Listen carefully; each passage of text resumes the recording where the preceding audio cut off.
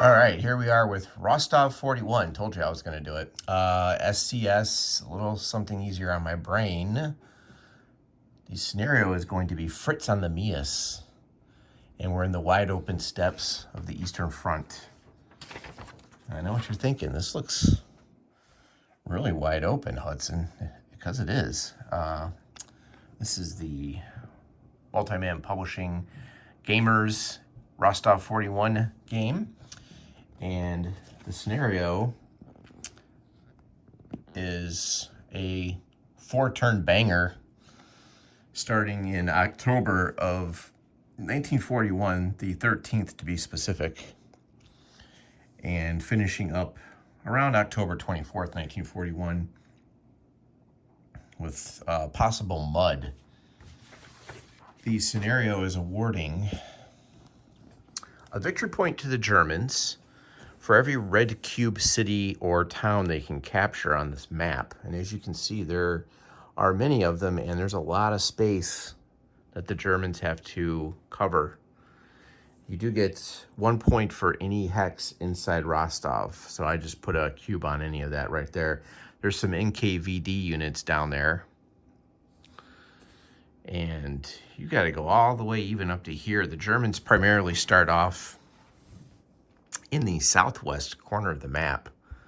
There's an interesting little thing happening here with the 16th Panzer. I don't know what happened to this guy, but he got very split up from the rest of his guys, which are here. I found that interesting. There's an SS Viking division unit up here. He split off from the rest of his division, which is down here. And the Germans will lose a victory point if they don't keep this area clear of Russians south of the .30 hex line. So they need to clear these guys out or they lose a victory point. So they need to force these guys out, move this way, and try to capture all of that. And it's not just these units that are on the board. There are a lot of reinforcements coming in as well. So it's not going to be just what you see here, believe it or not. All right. So that is the basic premise of this scenario. And here is your turn record track.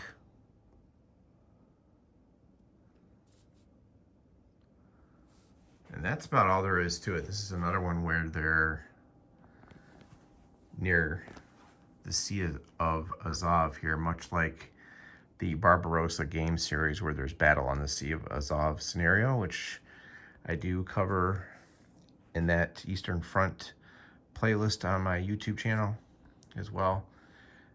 That one goes way back. The Soviets have the first turn initiative here, but they get no airstrikes. There's a special sequence of play for Rostov 41, and that is here.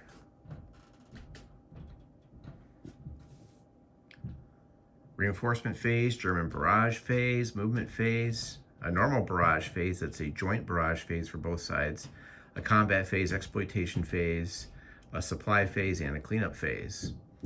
The initiative roll will determine airstrike markers in this game. The result is the number of airstrike markers the initiative player receives for the turn. You subtract the lower initiative roll from the higher initiative roll. If it's a tie, neither player obtains any airstrike markers. So I found that to be interesting. And then there's some special rules for barrages and things like that you'll want to pay special note there. That's a little bit different for this game. And then we get into the scenarios, and we'll be doing this one right here. And you can see the victory conditions here. So the Germans got their work cut out for them. Any hex in Rostov, and the Germans lose a VP, like I said, here. And the setup is exactly like scenario 2.1. So I've done that and then blocked off the reinforcements just to remind me. And that is about it. I am on call next week, so this will be the perfect thing to work on while I have to deal with morons that bother me. So, all right, I'll get this video up and we'll dive into this probably starting tomorrow. Hopefully we'll get a couple of turns done and then I'll let you know what happens. Thanks for watching.